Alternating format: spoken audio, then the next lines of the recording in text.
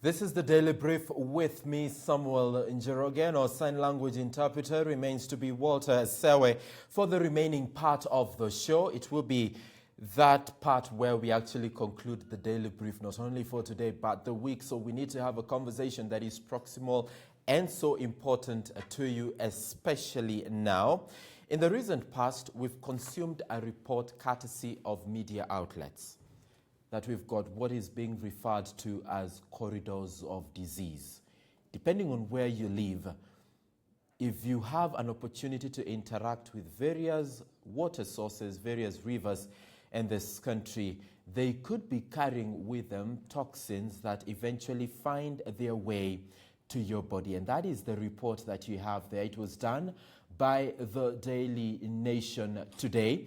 And we've got the River Athi or Galana or Sabaki, depending on where you live, is one fine mess of pollution, and it has created a host of health problems along its path that is killing thousands of people. We've got some experts with us in studio in light of public interest to just put this particular story into perspective, as well as other emerging issues that could come forth courtesy of that report. And I've got Daniel Wanjoki here. He's a developmental expert and the CEO, EcoSave Africa. Welcome to the program. And to my extreme left, I've got Joseph Njero from Afya Uhai Center. Yes. Gentlemen, welcome to the program.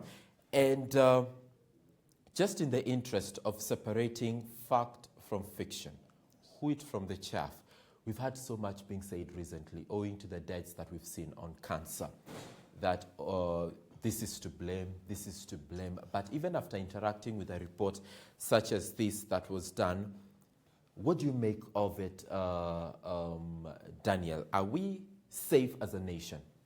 Thank you, Mr. Njorogen. What I would like to input is that we are not safe as a nation because for a long time we lost the practice that would have protected us.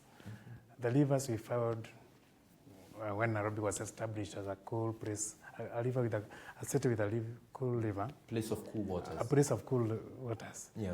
That message should tell us that this place was not the way we are finding it now. Mm-hmm. There must have been something good about it, something that people really appreciated, associating to the rivers and the environment, but that is now completely gone.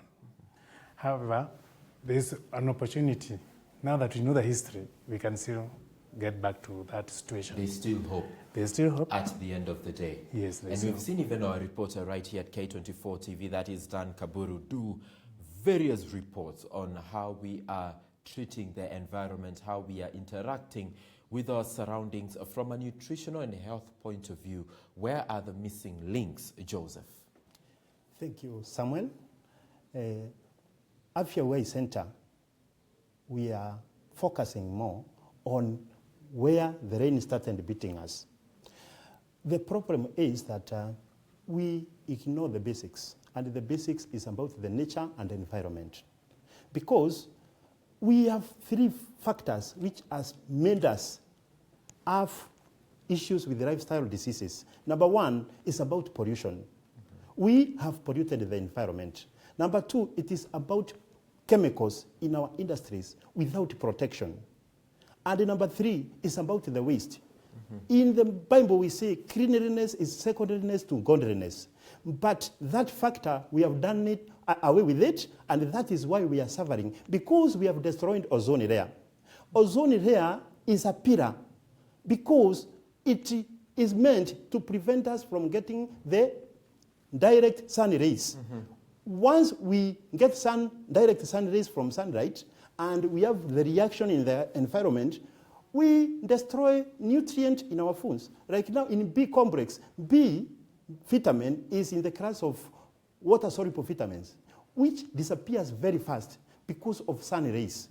And why? It is because we destroyed the environment.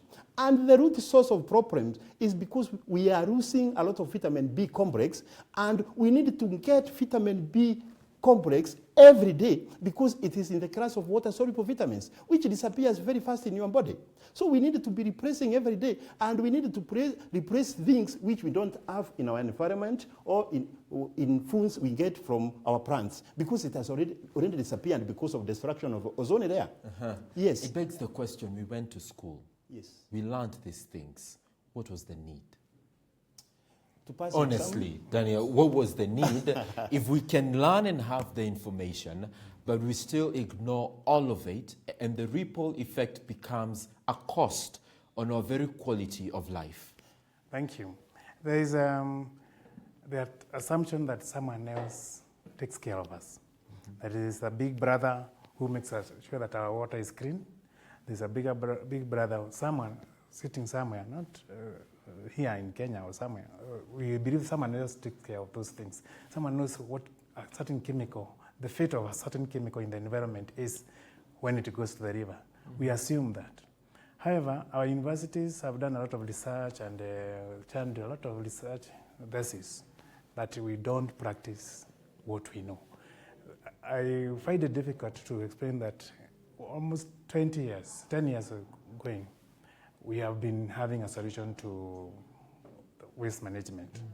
But when I go to universities and interact with engineers, our lecturers, who are actually teaching how to do waste management, they are completely lost on that aspect. They don't know what the British system of waste management, building construction code meant when they say that a septic tank must have 2 chambers. There's no explanation. Alien to them. It's alien to them. And when you bring in changes, you find out of resistance because, okay, this is what we are taught in school. So this we've lost in terms of growing our knowledge on waste management, on matters, environmental conservation. And we are fortunate we had Wagari Maathai with us to teach us about taking care of nature. But unfortunately, we seem not to have learned anything. The river that we talked about where the weaver bird would be able to pick water is so poisoned that if the weaver bird tried to pick that water, it would actually die before it drops that drop of water, we were told. The hummingbird effect. Yeah. What Professor Wangari Maathai told us. What can become a hummingbird effect in our current context, Joseph? Yes. What can be those simple things that we can do to save the environment on a day-to-day basis? Number one, we need to start with cleanliness by you and me. We must start the cleanliness from your body to the environment. Because we say the way you dress is the way you are going to be addressed. Even the way we dress our environment, it is the way it is going to be addressed. Visit a country like Israel. There is no issues with cancer. Because for you to get cancer, my brother Samuel, you must be having issues with some 5 components in your body. Number one, and all these things involves the environment. Component number one is that you are not having enough vitamin B complex, especially the 17, just because we destroyed the ozone layer. What do we need to do? We need to copy and paste what some other developed countries are doing. Like in Israel, they do plant those plants which are rich in vitamin B17 or B complex in a warehouse, whereby they are going to protect these foods from direct sun rays. That is what, as Avia Y Center, we are trying to do. Because without vitamin Bs, B and C, and they are in the class of water soluble, we have problems. That is component number one. Number two, we need to think about minerals. Minerals, in Kenya, you use shamba from 1950 up to date. So you used minerals from 1950 to 1955, you don't have minerals.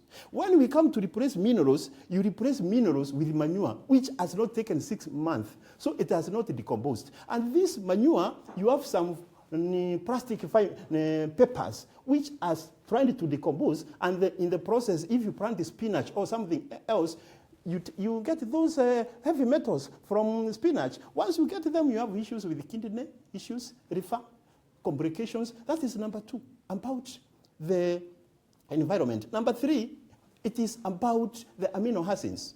Most of people, we went to school the way you are asking, but we don't understand about amino acids. My brother Samuel, you need about 22 amino acids for amino acid, for you to have good body. Hormones, you build because if you see somebody has issues with hormones, air, weakness of air, complaints of the body all the time, it is about hormones. Number two, reconstruction of dead cells. You need and powerful 11 amino acids for you to afford to have good reconstruction of your body, renewing of your body. Those are body cells.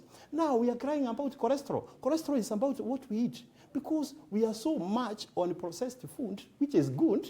That is technology, but again, technology which can kill us. Because if you say 80% of food you want to eat, you want to get from the supermarket, it is good supermarket. But you need to mind about other things like fibers and the amino acids in the food. Now, if we consider even, before you go to point number 5, yes, if we consider even 30-40% of what you've already said, yes, we are all at risk then. yes, Right, gentlemen? yes, We're all at risk. yes. And what becomes the fate of someone who's not exactly in a position to control all these factors? Someone who lives in a city like Nairobi, where ile skuma unanunua, whatever you're picking from the supermarket, it's a nutritional choice that has been gotten off your hands by circumstances, and it has to be determined by other factors. What becomes the fate of that person?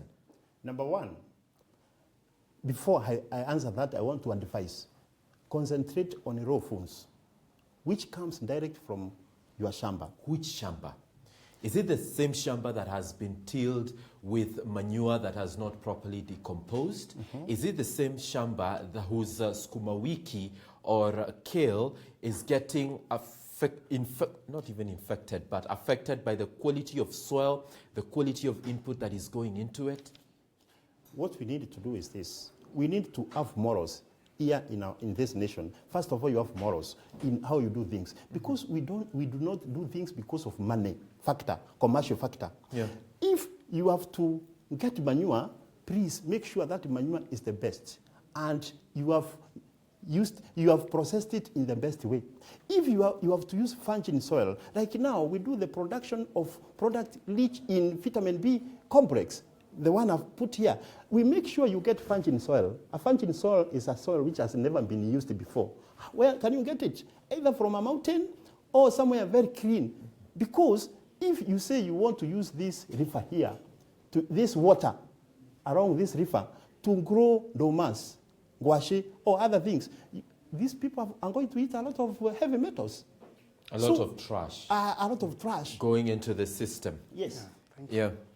Now, what I would also wish to advise Kenyans is that our way of managing waste actually is resulting in a bigger problem. There's nothing wrong with Kenyans growing crops along the Nairobi River all the way to Sabaki and the Garana. But the problem is the quality of water they are using.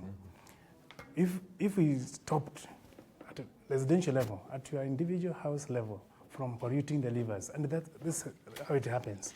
When you want to discharge your waste, there's a lot of TV adverts that advise that you use disinfectants on waste that has already left your body and it's already going to the sewer line.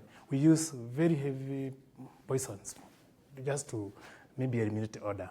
We use chemicals that actually advised only to be used only when there's an outbreak of a disease. Like when it's called a municipal disinfectant. It's supposed to be used when you have a cholera outbreak. But caretakers in every estate are using those chemicals to manage their waste in their houses. Okay. This ends up in the rivers. The rivers are dead. When you go to Ruai, you are finding that it cannot handle the waste because it's too toxic. Too toxic. At the end of the day. Brought by exhausters and our sewer line.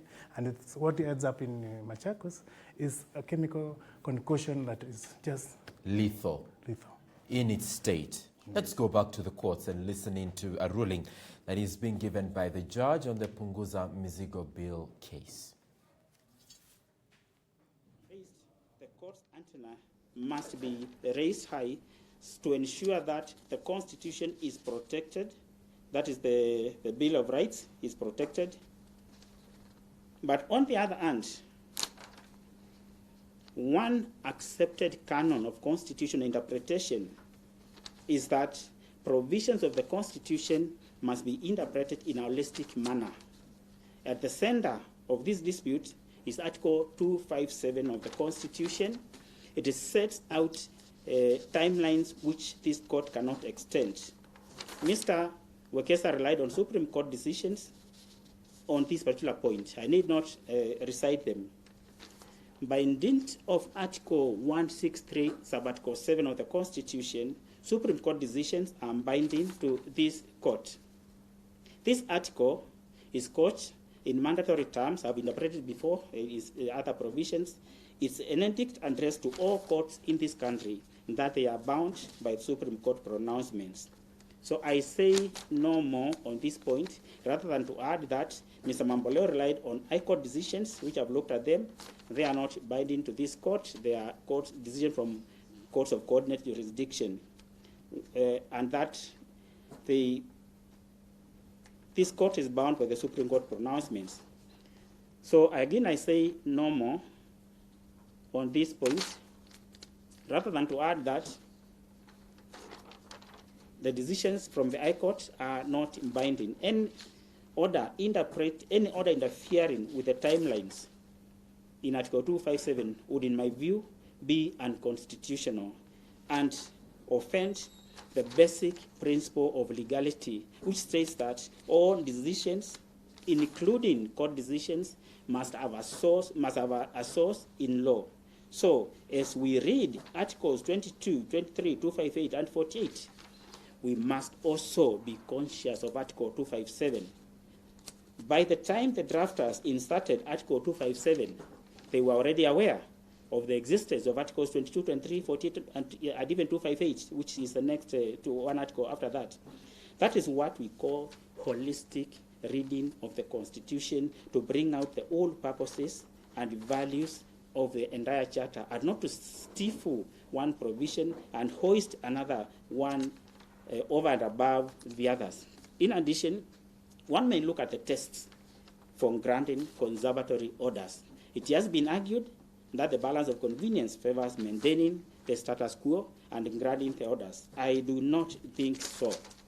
If the process proceeds and in the end the petition succeeds, the same can be stopped at that point by a judicial fiat. On the contrary, if the timelines set by the Constitution are interfered with, there is no mechanism in the Constitution or in the law of extending the same. And on this ground, the balance of convenience favors declining the stay, because we would have interfered with the constitutionally set timelines. It has been said that the petition will be rendered nugatory if the orders are not granted. I look at the petition, leaves me with the doubt that it cannot be rendered nugatory.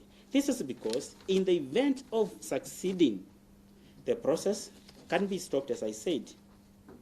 As said earlier, if the timelines are interfered with and the petition is eventually dismissed, the respondents will have lost. I have said severally that the duty of the court is to administer justice in accordance with the facts and circumstances of the case. The circumstances of this case are in favor of not granting the stay sought. Accordingly, the plea for stay is declined and dismissed. That's why I've gone. Let's agree on the timelines for the petition now. Parties have filed responses. Yes. Your Honor, for the 45th, we are here to file a response. Yes, wait, I'll record that.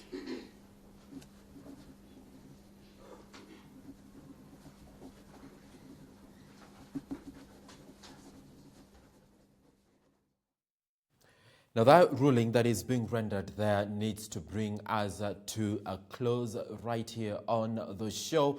We're pressed for time, and really we need to bring in Sarah Adams, who's coming up next with Inside Business, a closer look into how the business patterns are playing out this far. But most importantly is to thank my panel here for coming. Thank you, Joseph. Thank you, Daniel. This is a conversation that we'll keep having in the course of time.